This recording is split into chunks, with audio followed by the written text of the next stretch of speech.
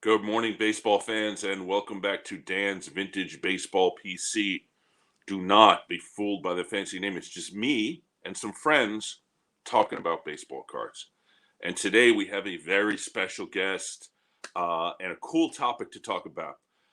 It's not a player run, it's not a team run. It's a show where our guest and I are going to go through 10 different oddball cards from the pre-war era. And what's cool about that is a lot of this stuff you may not know, but a lot of it is low pop count and kind of obscure. But that's the cool part of this one. Um, when I say oddball, I sort of defined it kind of wide.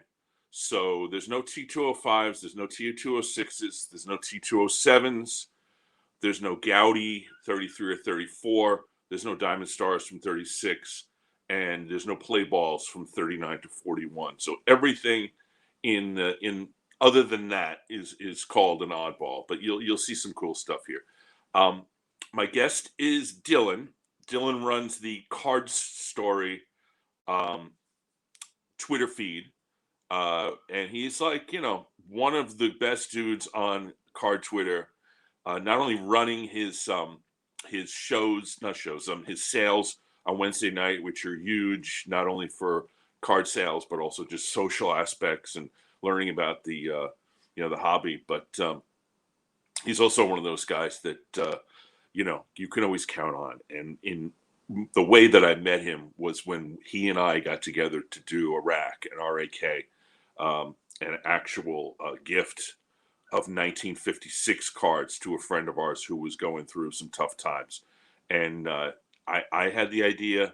Dylan took the bull by the horns and delivered to this gentleman a package which was amazing. And then he put a video up, and it was just a wonderful situation. And ever since then, I've had nothing but great admiration for this young man who's not only great guy but also great in the hobby. And so let me bring him on right now. This is Dylan. Hey Dan, what's up? How you doing, my friends? I'm doing great. Good to talk to you today. So just wanted to say publicly, congratulations. Thank you. Because Appreciate it. you just had one of the greatest life things. I have two sons. They're both grown up. But of course I remember when they were little kids, and I envy you, my friend, for all the great times that you got coming up over the next however many years it is. So congratulations. Thank you, Dan. Appreciate it. Very exciting. So just wanted to briefly introduce you to the viewers. I talked about your time on Twitter, but I don't really know that well, like how you started out, collecting and getting into the hobby, that kind of thing. Can you let us know like how that started? Yeah, of course. So I was born in '95. I remember opening packs as early as about 2001. So since I was about 6 years old, I'd say I've been collecting.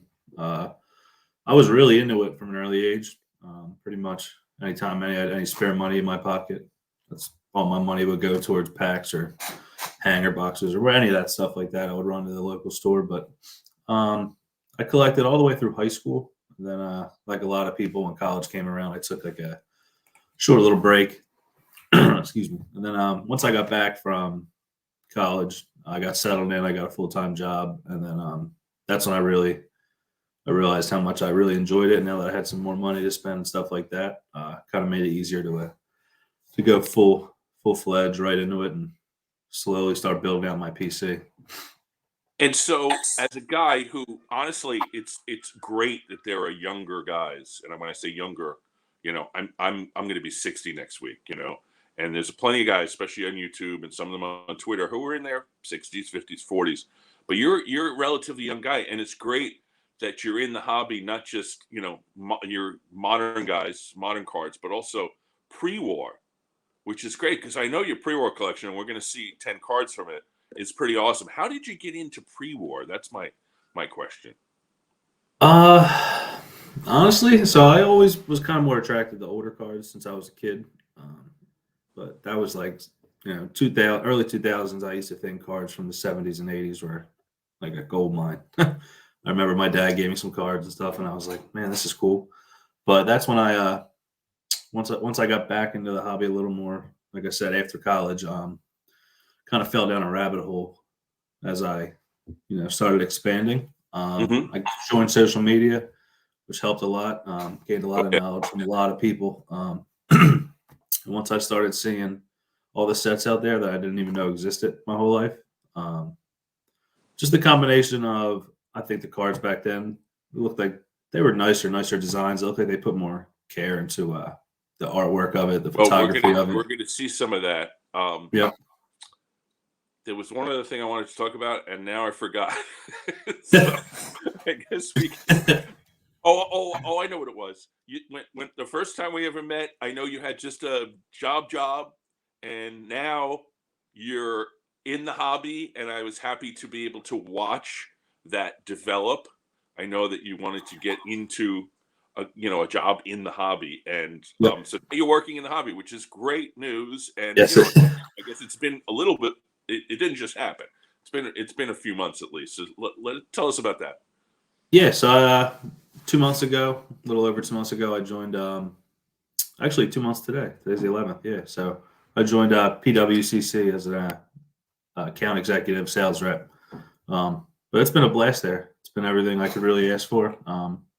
Getting to talk cards every day with, you know, people all day long. It's like all you could really ask for. It's all I want to do when I'm not working. So, it makes going to work every day a Yeah, lot more easy when I know I might living have the a dream. phone call where I could talk cards for 30 minutes with someone or something like that. So it's been a blessing for sure. All right. So let's start. You're the guest, so I'll let you go first. I guess the way we're going to approach it is to talk a little bit about the card, the issue, the player, Okay. whatever you want to discuss about it. And I did some research. Um, usually these shows are a lot of pictures, and I have to do a slideshow. No slideshow today, which is cool, but a lot of Okay. notes. So, um, floor is all yours, my friend. Yeah, so I'll start off with this is one of my more recent pickups. So it's a more of a common set overall. Um, but this is a pop one. This is the Altoona Tribune back, Sam Is that Crawford. is that an M1015? I honestly I think it's like that set, but it doesn't Yeah, list it as that as the slab. It's just 1916 Altoona Tribune, right. but it's the same um, design as the M116. So that was the one thing I meant to actually look into that I did not do. I've But got something like that coming up later, so we can also discuss it. Like 5 cards in, I've got one of those with a okay, big. good, Yeah. beautiful. Because I'm assuming also I looked at the pop count. There's 24 cards from this set graded. Every single one's a pop one, so I'm assuming there was some sort of find. I would imagine in Yeah. Altoona, I would guess, which is in Pennsylvania. Right. So I'm guessing there was an attic find. Yeah, but this is one I was really excited. I bought this off of Net 54, Hmm. but the seller's also on Twitter. If you know Don, you may know Don. He has a couple Honus Wagner cards, stuff. You would probably see him Yeah. on there a lot. Yep. I knew who you're Um, talking about. Yep. yeah, so that was one I was really excited about. I think Crawford's one of those underappreciated dead ball guys who I will all get to time Crawford. triples and I'm going to get to shared it. Crawford a little later, but the great thing about Crawford, and I guess I did a little research on the players too, is that he was teammates with Ty Cobb for something like, I don't know, 13 years. Uh, Yep. uh, and the two of them did not get along. Yeah, that's all I ever heard. They were well. So what happens is Cobb comes into the team, and for some reason he becomes like the whipping boy, and everybody starts making fun of him. He's like 18, 19 years old. So it's Sam Crawford and Matty Eddie McGuire Mack. uh, Yeah. was the left fielder. So Crawford then McGuire ends up leaving the team in a couple of years, but Crawford stays on the team for the whole year. The whole 13 years or whatever, and he becomes less of the guy that can make fun of Cobb and more sort of his second. He's like the number 2 guy. So I guess he Yep. doesn't like. I So, don't do it.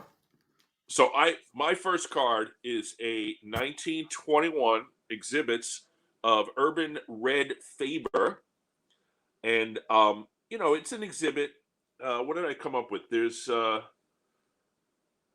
64 cards in the exhibit set from this season. which includes, you know, the usual amazing cards like Ruth and Walter Johnson, Cobb, Hornsby, Sisler.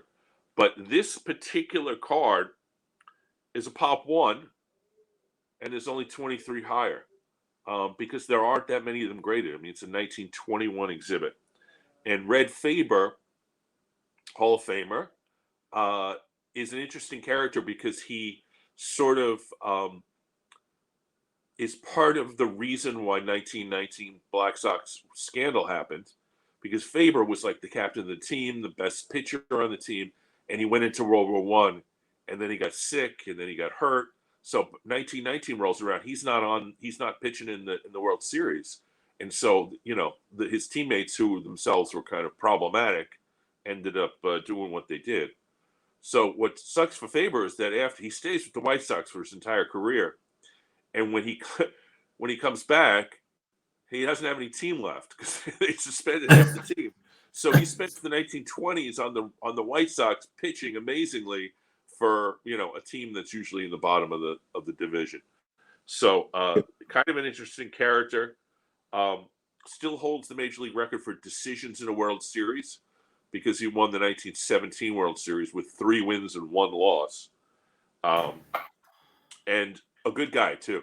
He pre-union established a fund for former players who were struggling. So, you know, good guy. Probably, like I said, if he had been around, Black Sox scandal may never have happened. So that's my first card. But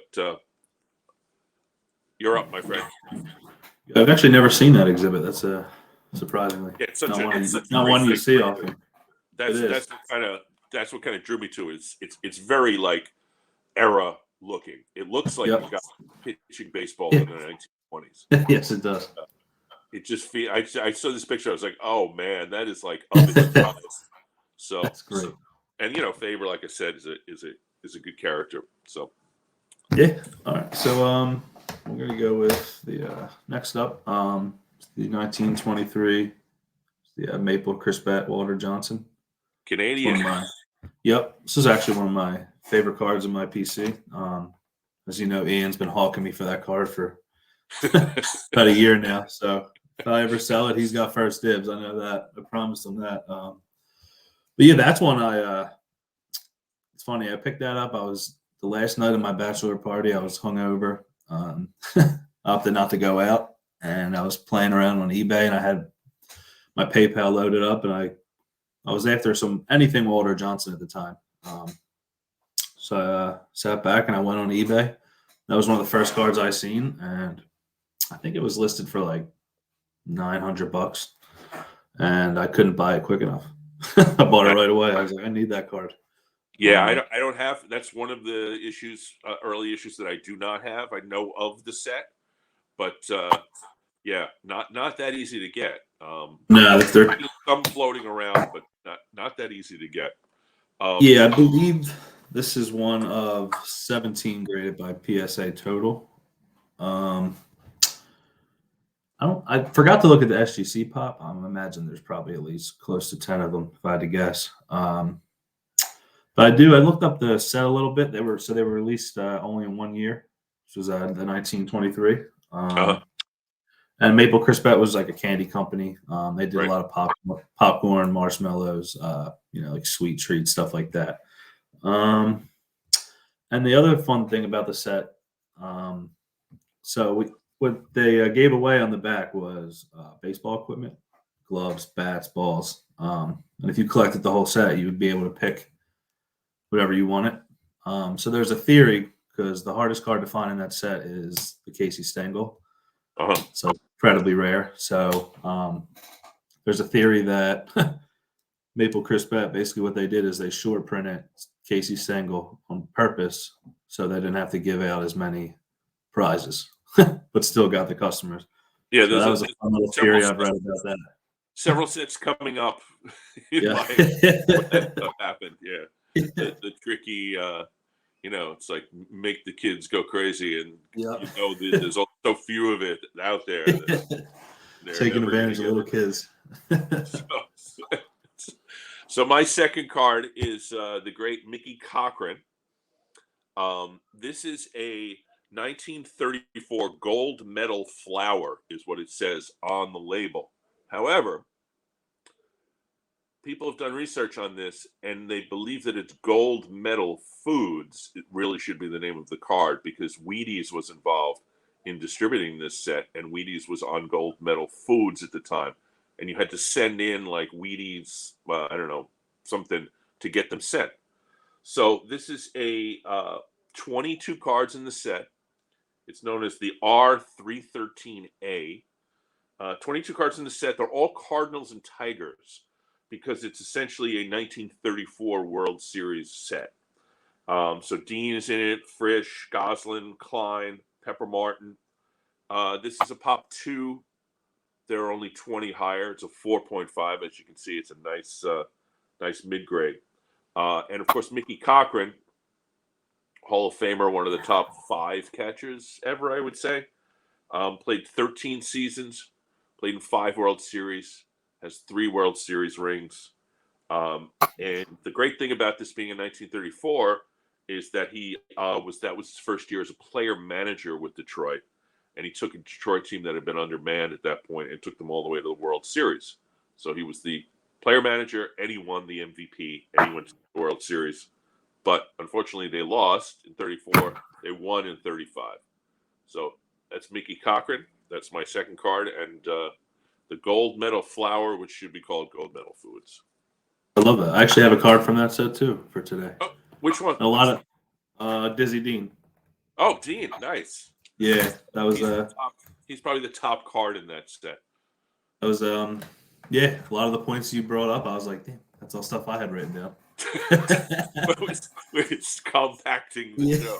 There's not much info on the set, so I mean, it's okay. It's just funny. All right, you're up. So my next one, I'm gonna go with this is the 1932. I actually believe it's W574 Lefty Grove. Oh yeah. Blank back. Probably I think cut? They are hand cut, so the 3 grade on is pretty cool. That is good. Yeah. What I like is you don't really see many strip cards past the 20s. You don't see too many. I mean, I guess it's hand cuts. I guess you consider it a strip card. I don't really know how you want to, but I'm pretty sure the W designation would make it. I don't know if that makes it a strip card or a hand cut. I forget. Yeah, I thought W was hand cut, but what year is that? So that's 1932. Okay. Sorry, I might have said 1934. So he's still on Philadelphia at that point. He is with the A's. Yep. Yeah.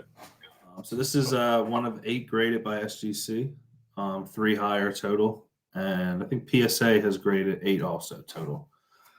And yeah, Lefty Grove's probably maybe the best left-handed pitcher ever. Yeah, no, I'm a believer. A Lefty Grove believer. He's one of those. Cards. I would love. He's one of those guys I'd love to PC. Back here somewhere, if you can see it. I don't think you can see it. I do have the 33. I love the Gaudy, but that's not. I remember seeing you post it before. I love that card. It's one of those guys I'd love to PC, but he's so expensive for half his cards. I put it up on Twitter with a photograph, and it got like some ridiculous number of likes. It was like 250 likes. I'm like, what?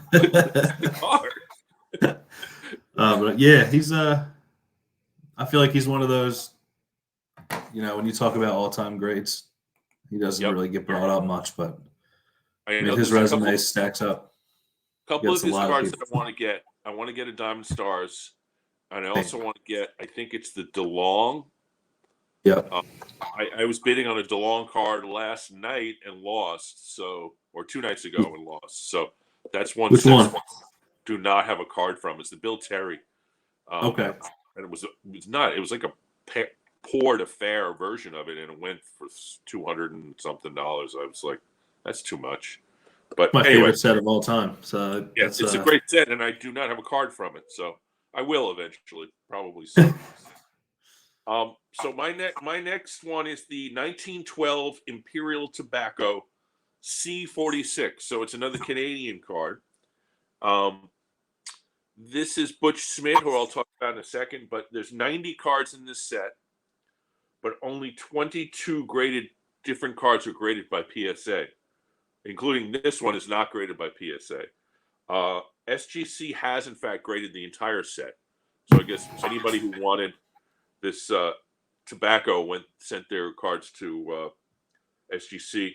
Schmidt is a pop 1. There's 5 higher, 12 graded in total. So, one of those rare ones. And it's cool because it has this sort of like wooden motif with the oval, the egg-shaped photograph. So it's got that sort of era feel to it. And he's playing for Baltimore, which is the Baltimore Orioles, a minor league team. But Charles Butch Schmidt would, in fact, make the major leagues a couple of years later, and ultimately was the first baseman for the 1914 Boston Braves that won the World Series. And that team will come up again today. So he plays 14 in the World Series team. He plays in 15, and then he retires at the age of 28 because his family owns one of the biggest meat packing companies in the entire area around Baltimore. And his father is ill, and he moves home. He retires from baseball and takes over the meat packing industry, which apparently did really, really well because they still existed into the 1980s, according to his Sabre bio, which is a great bio. And I'll link to that in the description down below. But at this point, I actually have a couple of Butch Schmidt cards because I collect the 14 Braves. But this one is the most rare of all of them. So happy about that one. Love that set. I've never owned a card from that set, but you don't see it really pop up much. Yeah, this is the only one I have. It was I forget who auctioned it. It might have been Sterling, and they had like 2 or 3 from the set, and I was like, I got to get at least one, and of course I got to get Schmidt. So I paid up for it, but not too. Was that a 3.5 too? It's a good grade for that set. Yeah, it's there's only 5 higher, so pretty good.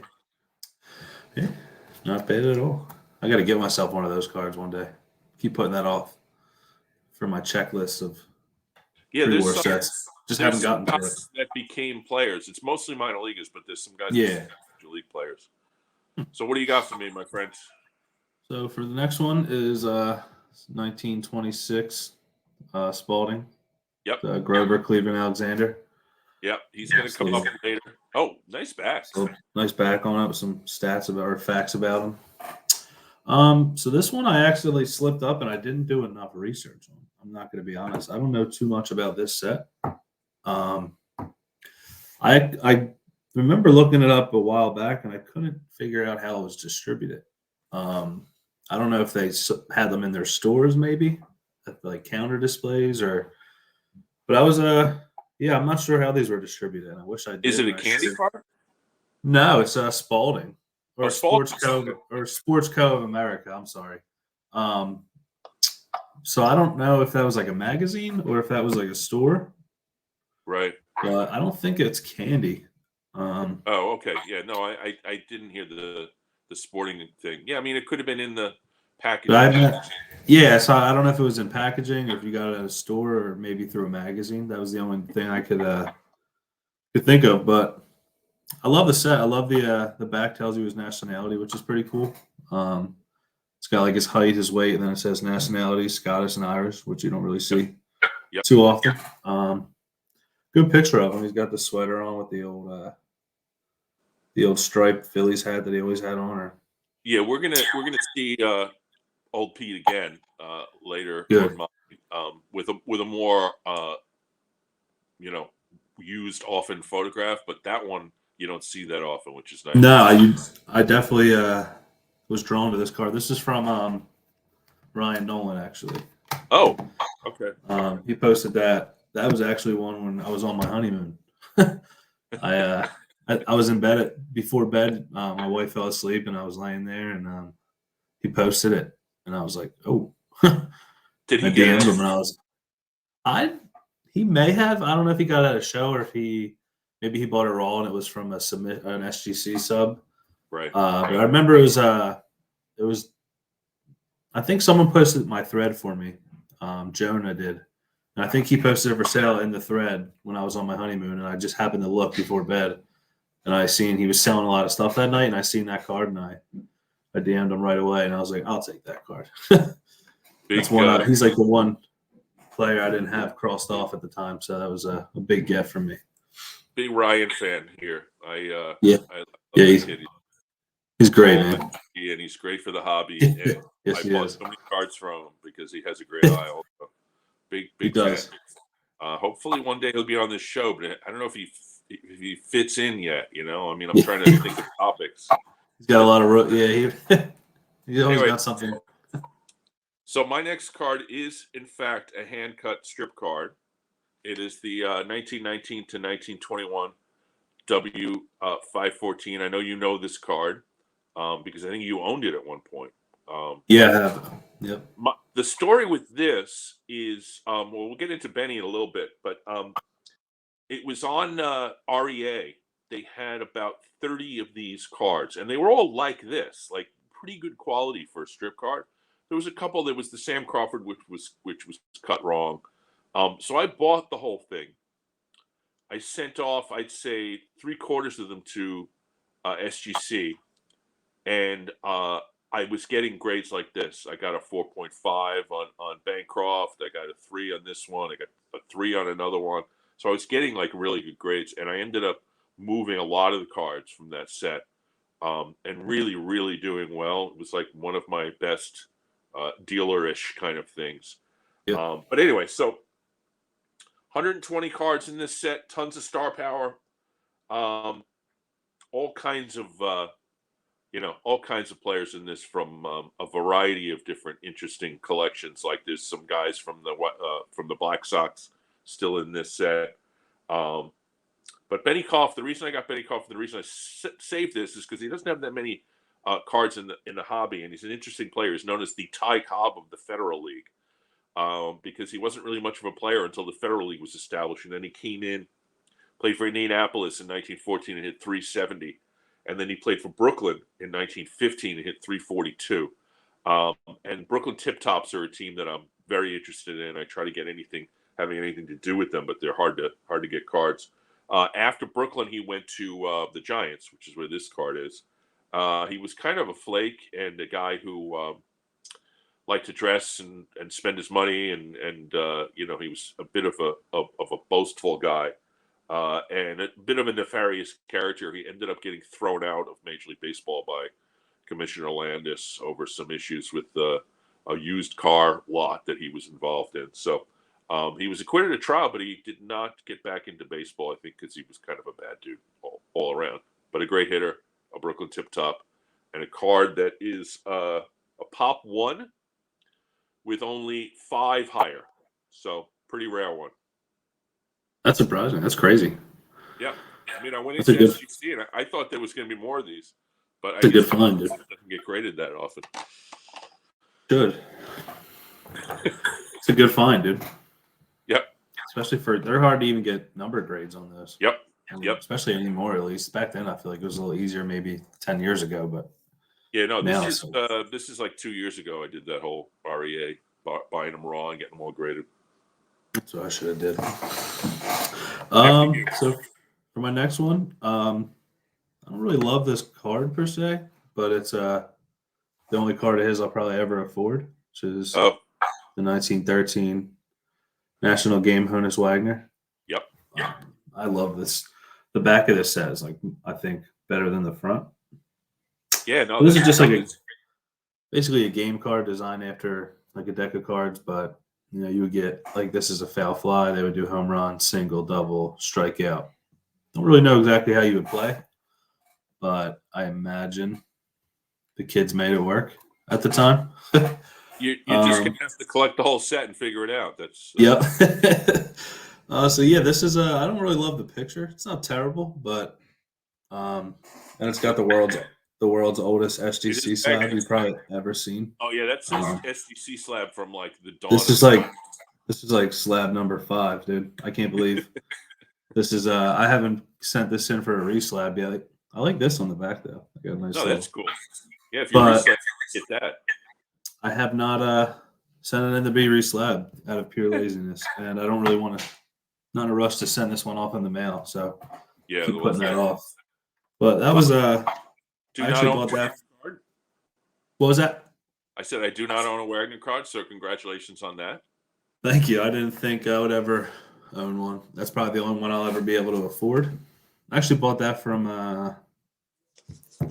my own thread. That was some posted there. Oh yeah, I think I actually did that. From Jay. Jay posted it, and then Mhm. that was another one of those situations where I had I went on a selling spree at a good time. So I had my PayPal loaded up, and Jay posted that, and I said, "Huh, that's like the splash I'm looking for right now." So it's good timing on that one. That's the way to do it. Yeah. So this is the card I was talking about before. It's the M101 style, but it's the back, the Holmes to Holmes. Holmes like Sherlock Holmes to Holmes like where people live. There's a bread company in Washington, D.C., and they got to advertise on the back of these cards. And the great thing about Holmes to Holmes is that there's so few of them out there. And you're right about the whole attic find thing. This was, in fact, an attic find. The Babe Ruth was discovered, first and only copy of the Babe Ruth Holmes to Holmes. Let's see, it was 2019. First Babe Ruth card from this set was discovered, sold at a Mile High auction for $160,000, which honestly, at this point, 4 years later, Steal. yeah, I think that's probably maybe even $1 million card at this point. Yeah. So there's 200 cards in the set. I don't know how they got a checklist for it. I guess there's information out there. 200 cards in the set. PSA has only graded 13 of them, and SGC has graded 80 of them. Some examples from the set have never been found. Like they're on the checklist, but no one's ever seen a card from them. Like I said, the Babe Ruth was discovered in 19. This is Herbie Moran, a kind of anonymous kind of player. This is the only graded example. There's no graded PSA, and this is the only one. It's kind of a mess. There's a whole thing on the border there, and the back it must have been like glued into a book or whatever. So Herbie Moran, not a great player, but 7 seasons, and the reason I have this card is because he played for the 1914 Boston Braves. You might have guessed. So a true one of one of a player who's not all that special, but the set is. So that's Holmes to Holmes. That's why I love collecting, pre-war, because no one knows who that guy is. Most people, but the fact that it's a one of one, beautiful image, just makes it makes it a little more special when you own. You're the only one that owns it. Yep. That's like what draws me to a lot of this like rare pre-war stuff. Is I don't know, it's cool. I like the bigger sets. Like I'll collect T206. Obviously, it's great. But there's something about those rare cards that people don't really know about, and there's maybe a handful or less out there. So owning one of those is always cool. Yep. So let me just say this: I bought this in Sterling Auctions. I am a big fan of Sterling Auctions. I just picked up a beautiful card from them that I paid for yesterday. So I'm going to link to Sterling Auctions. I may have linked to them in a. I seen that in the group. Is that the card you sent in the group? Yeah, I'm excited. Sporting Life Matty Joss, which will be on the channel at some point. So excited for you, dude. All right. Up to you. So I'm gonna go before I get into some more rare stuff, I guess, or more oddball, if you will. I'll do the. Told you I had a card from this set. Yep. So this is the gold medal food or flower, however you want to go about it. It's Dizzy Dean, blank back. Like you said, same information I found. Every player in the set is Cardinals or Tigers for the 1934 World Series. I think I seen something that said they originally found only Cardinals players at first. Yep. So they originally thought it was just a Cardinal set until I guess a bunch of Tigers popped up out of nowhere. I guess I don't know how. Yeah, I think it's Tigers because they're not that like rare. Like some of the Tigers are very, very hard to find. Like this Dizzy Dean was graded I think 60 times by PSA. which I was like shocked about. I didn't think it would be that high. And Great he's the card. most graded. He's the most graded card in the set. So Right. I was very surprised. I thought the pop would be closer to like 30, but I don't care. It's my only Dizzy Dean card, and I love oversized cards, especially the black and white issues from the 20s and 30s. I think they're like, Yeah. if you want to set up a display too, which that's like how I really like to collect. Yeah, I don't think there's anything better than a couple oversized cards to enhance Put your in the display. back. I like to put them in the back, dude. Just let them sit. I think it's the greatest thing. Yep. I'll buy them up all the time. You and I are in the minority, but we're on the same page. I love the big cards. I have a ton of them back in here. Yeah.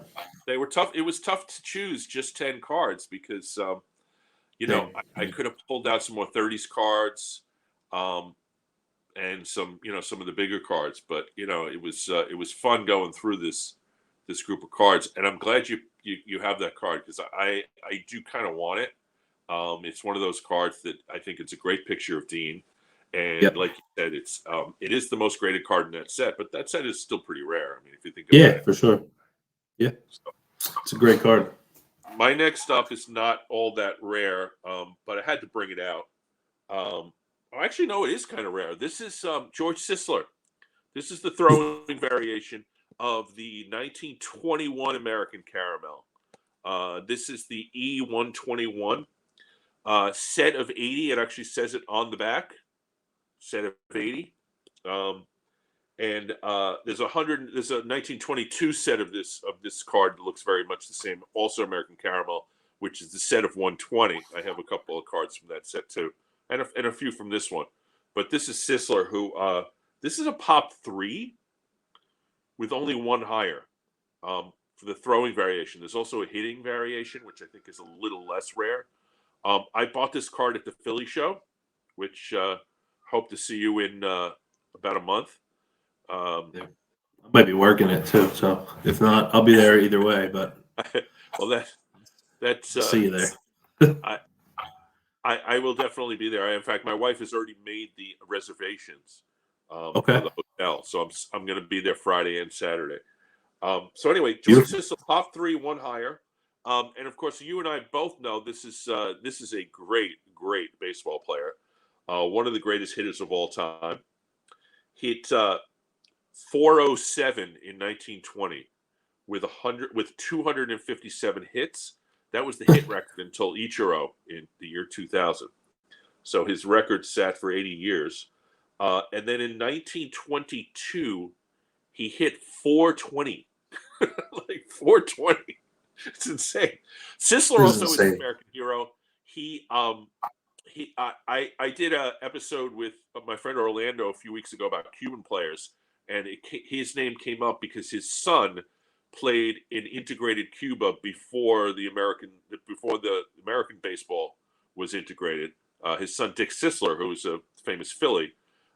George Sisler, and I mentioned George had this sort of reputation as being like a good guy for that kind of thing. Like he helped in integration, but I didn't know the details, so I looked it up afterwards. I found out that George Sisler was actually Jackie Robinson's personal batting coach when he first came into the league. And Sisler, I mean, I don't know that he made Robinson any better than he already was, but he's the guy that said to Brooklyn, "This guy is really, really good, so you got to stick with him." So I think George Sisler is an important behind-the-scenes guy in terms of integration. Of course, besides being one of the greatest hitters of all time. So I wanted to get Sisler into this.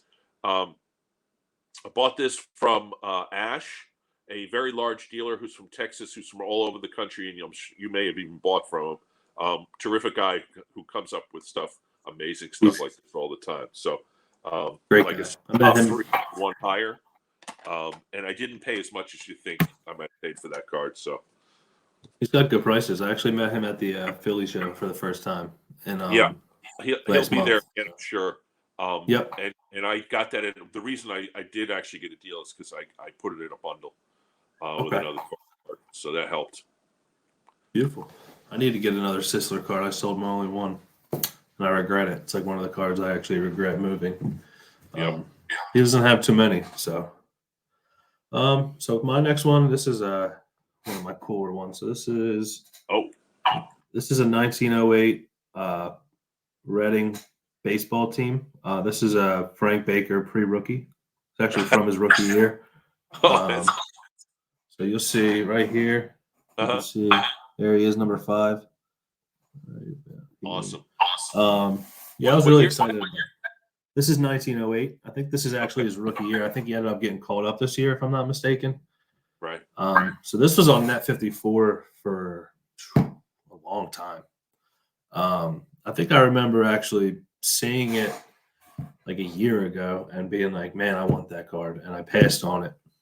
And then about 2-3 months ago, I was floating around Net 54 and it was still there. It was, he either reposted it or he bumped it, so come back up. And I mulled on it for like a day or two, and I was like, I need that card. I think it's a pop. This is a pop 3, I believe, highest one graded. But what confuses me about the SGC pop report, I was playing around on there yesterday. They have it labeled as, I wrote it down. There's one that says 1908 Reading B-ball team. And then there's another one that says Reading Tri-State B-ball team, which that's what this one is. Right. I don't know the difference. I don't know if they just maybe made 2 labels, but they're the same card. Which I kind of have a feeling that's what it is. Yeah. So it kind of messes the pop report up. It could be a pop. I think the other one has 5. They have some issues with the pop report. Somebody needs to get in there and fix it up because they have sets that are duplicated.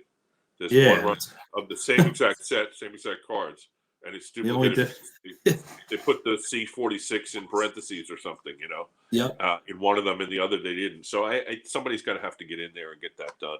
But because it's like the difference between like a pop 8 or a pop 3, which matters. I mean, I don't care either way necessarily because I'm keeping it, but it's good to know. I would like to know.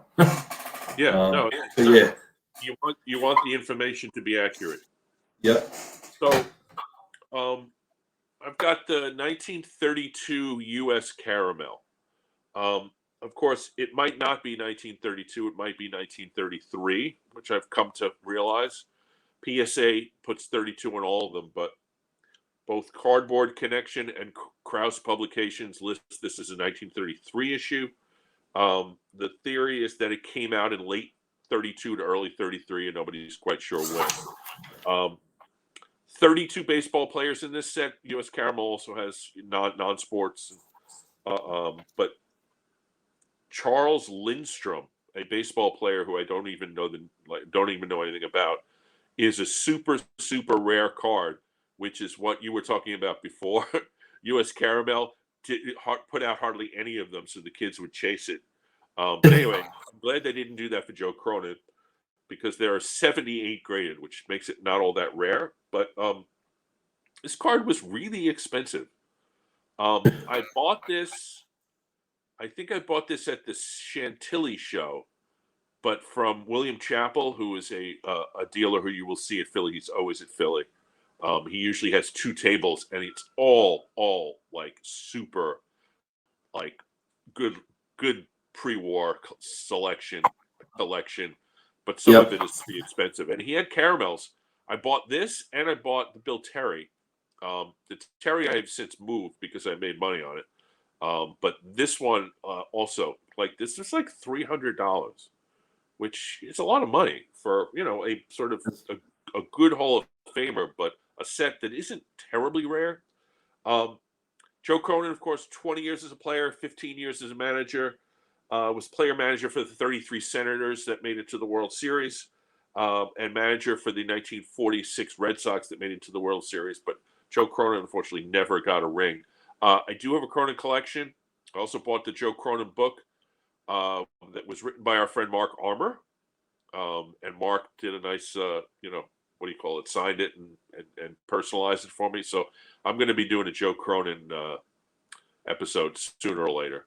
But just wanted to get this caramel in there. It's the only card I'll probably ever own from this set. I was going to say, one thing this set has crazy star power in it, because there's Cobb and Ruth and a bunch of other players that are tough to get.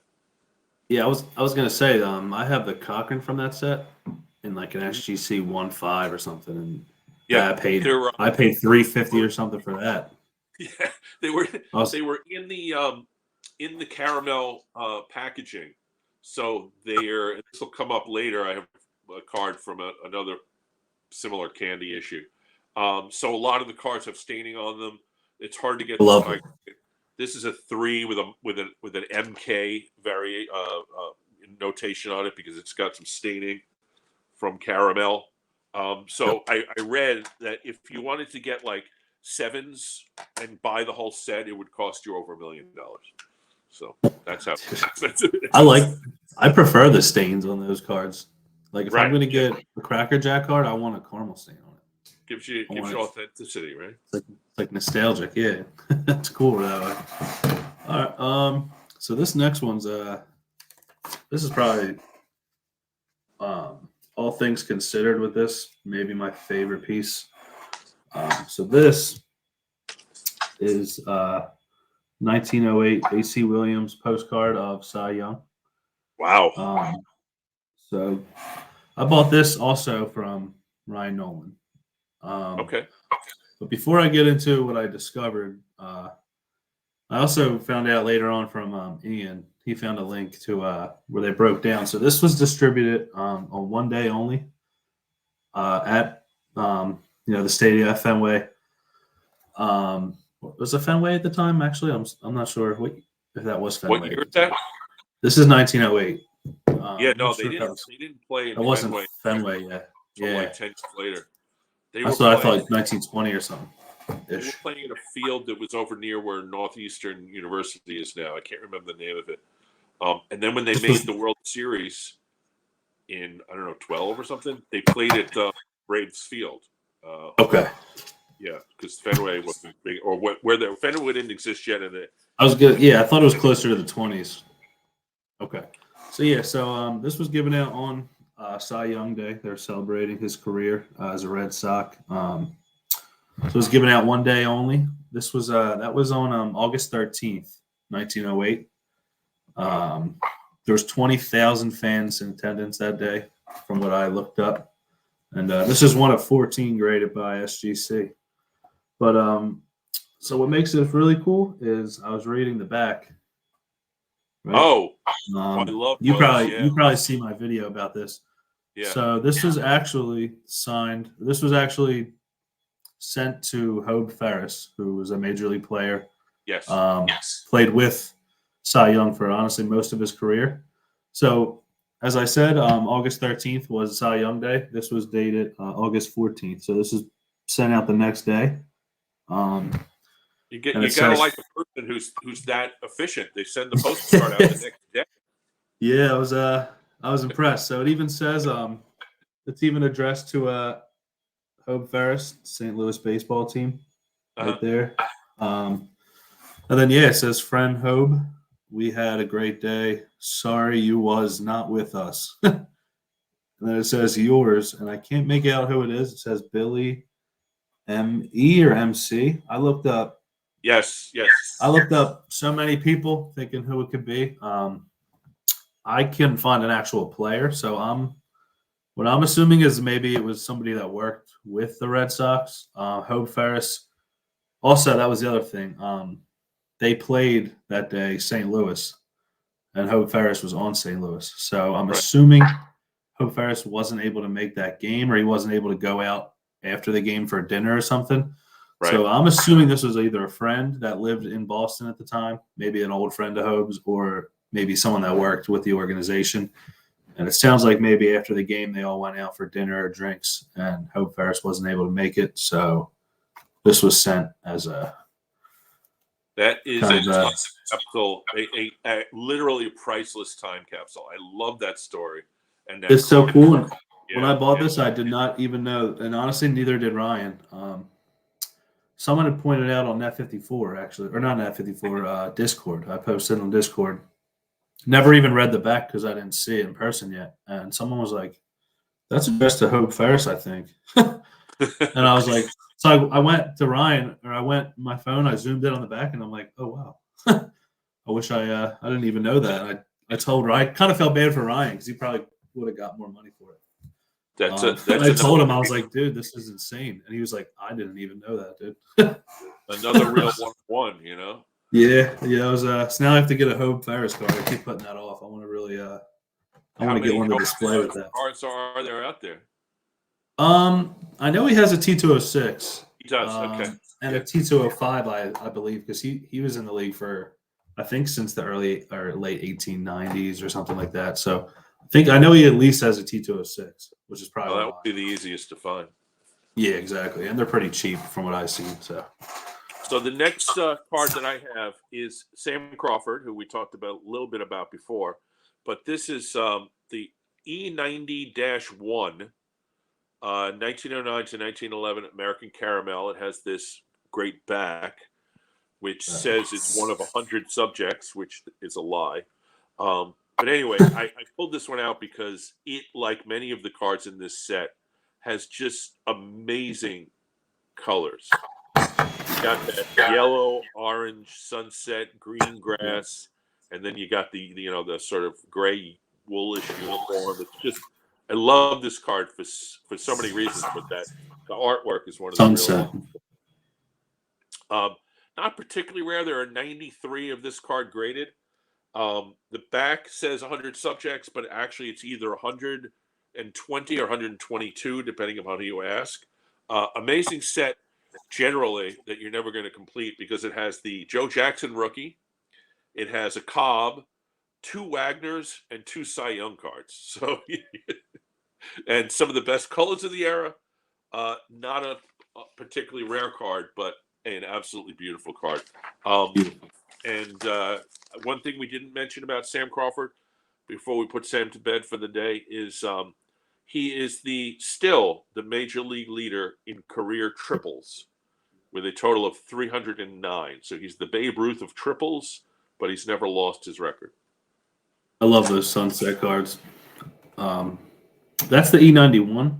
You said it is the E90-1. Okay, cool. I grabbed the Mathewson from that set recently, and that's like the top of my list of that like blue/orange sunset in the back. I'm a sucker for those old Carnival cards with the sunsets. I'll buy them up all day if I see them at reasonable prices.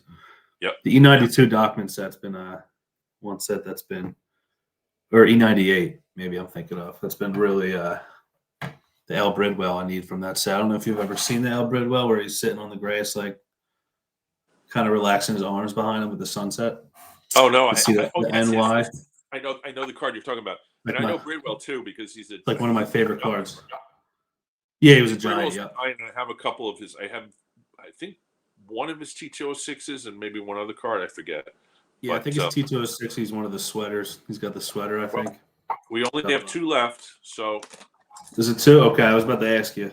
Yeah, I lost track. All right. I'll go. I brought a couple extra options, so I'm thinking. I'll go just because I haven't showed this one off in a little while. Oh, there you go. This is the W517 Garrick that I picked up early this year. My only Garrick card. Actually, the only card from this set I've ever owned. They're a little bigger than I thought. I didn't know. Yeah, I have two cards from that set. I bought them both raw and submitted them to SGC, and one came back at A. It was the Bill Terry that cut a little off, and then the other one was the Jack Quinn that came back as a 4, which is a really high grade for that set. Is that one graded? Yeah, this is a 1. Okay, which I was happy with. That's fine. It's in the newer slab too. So I have bid on that card twice and lost. The smile, everything about it. Yep. Not the prettiest set out there, but I don't know. I feel like it's got that kind of. But the big sepia tone pictures and the sepia, grayish. I'm a sucker. I'm a sucker for the sepia tone stuff. Me Oh. neither. A lot of people are. I know a lot of people that hate it. I've seen a lot of people not have a lot of nice things to say about that set, but the problem with one of the more affordable Garricks out there too. So in terms of authenticity, is that they did somebody put together like a real extensive reprint in like or something. So, but there's a whole means by which you can tell which ones are authentic and not. But when I bought those two raw, it was from Brockelman, who I've talked about before. Yep. Somebody in my comments was mad at me for mentioning Brockerman because that was their honey hole that no one knew about. But he still doesn't get as much attention as he should. But he had a bunch of raw examples from that set. And like I said, I got 2 of them and submitted them. They were both authentic. And I said to him, there's a lot of question about this stuff. And he's like, I 100% guarantee you that these are real. And I was like, all right. And he was right. So yeah, can't beat that. exactly. So my second to last card is one of my favorite cards in my entire collection. This is a fairly common picture and look of Grover Cleveland Alexander, but this is not the American Caramel. It's the W573, which same look as the American Caramel, but a blank back. And some of these, they were strip cards and hand cut.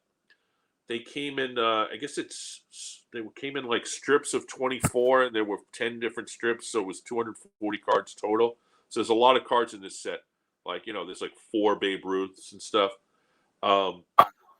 This Alexander, there's only 16 of these graded, and 13 are authentic, this is authentic because it's cut a little, I think it's cut a little short. There's only 3 of these with number grades.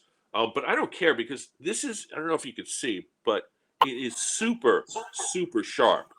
Like it's centered. The whoever did the hand cut did a really, really nice job with the hand cut. So it does have the blank back. Some of these had regional advertisements on it, but this one, I just love it. Not only because it's the condition is fantastic, but it's Grover Cleveland Alexander, who I was looking up his numbers on Baseball Reference. He has 119 WAR. 119 WAR. I mean, that's 300. Like top of all 374 wins or something. Yeah, he won 30 games 3 years in a row. 15, 16, and 17. And then he went into World War I in 1918. Was exposed and to mustard gas and had epileptic seizures for the rest of his life. But he came back from the war and pitched for like another 15 years or something. So he missed. He was traded from the Phillies because the Phillies owner needed money. He became a Cub. He then, in 1926, as like a 40-year-old, joined the Cardinals in mid-season. And Lawrence loved him because he pitched the team to the World Series championship in 1926. He won Game 2. He won Game 6. And apparently really hungover, came in and won Game 7 as a relief pitcher, or saved Game 7 as a relief pitcher.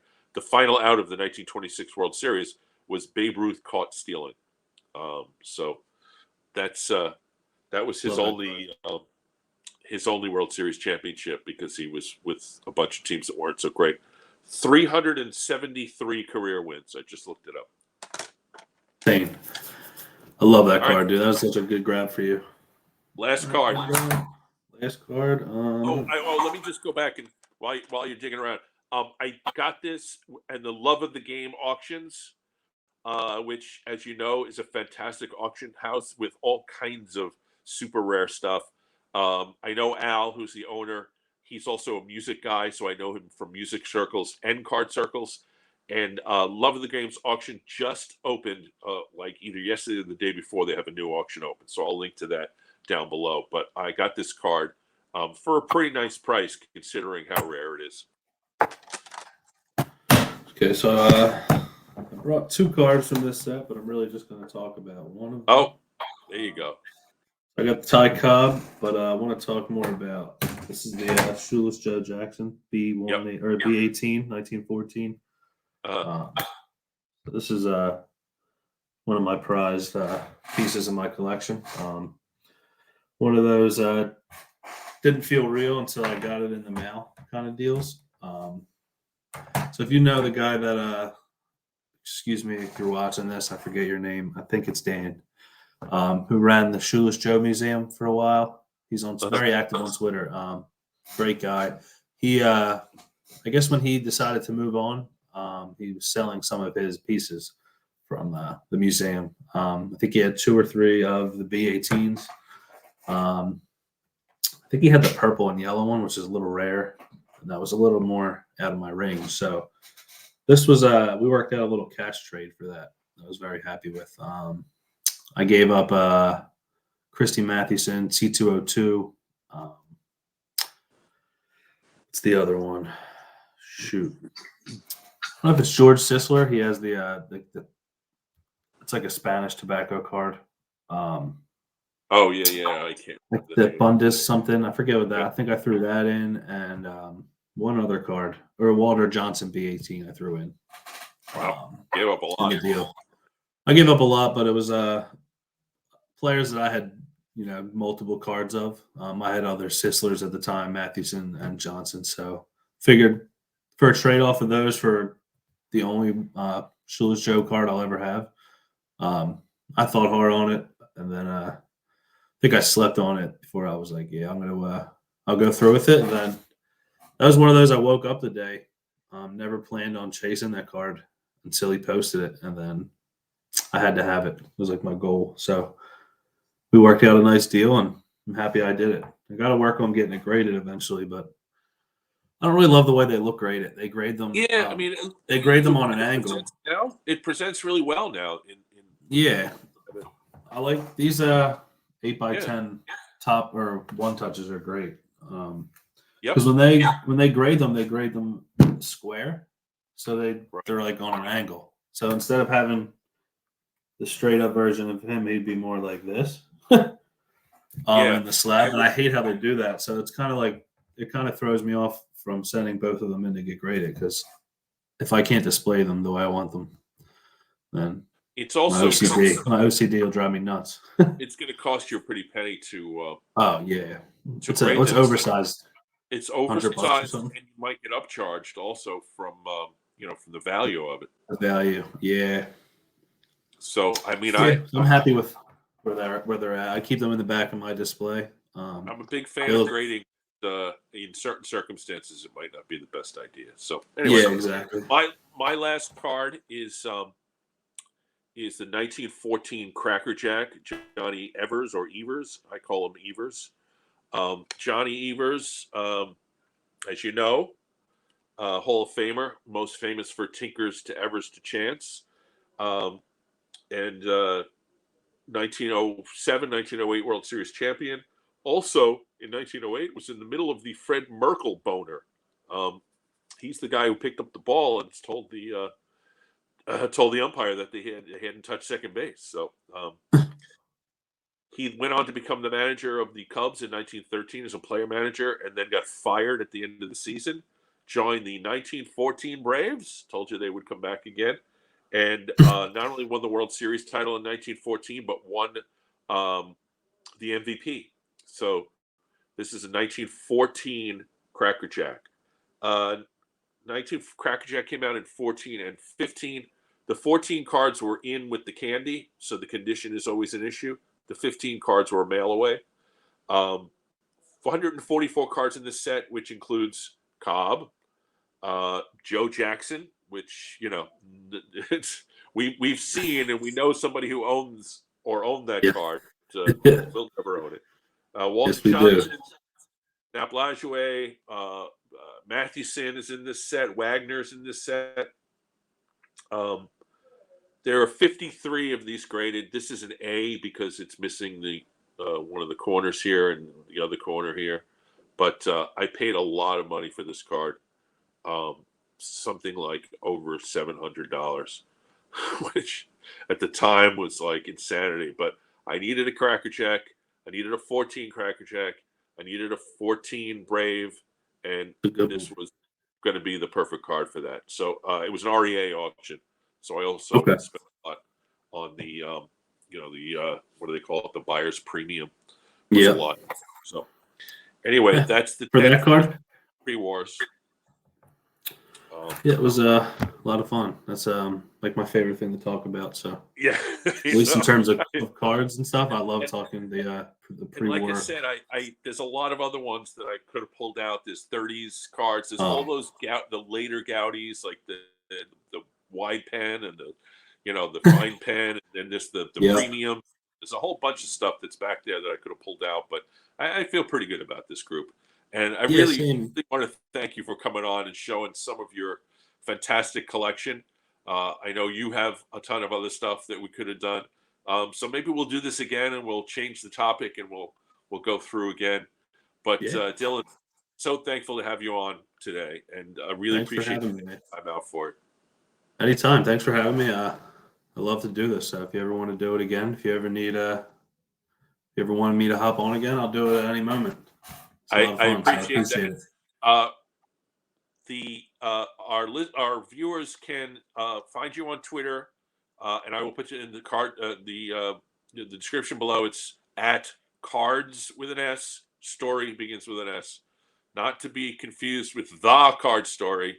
My guests from last week, Matt and Ty, um, who are also on Twitter and more active on Twitter these days. And I hope you follow Matt and Ty because you both are two of my favorite people in the hobby. And again, want to thank you, Dylan, for coming on. Thank you. And we'll see you, viewers. We'll see you next Saturday. I have a special show.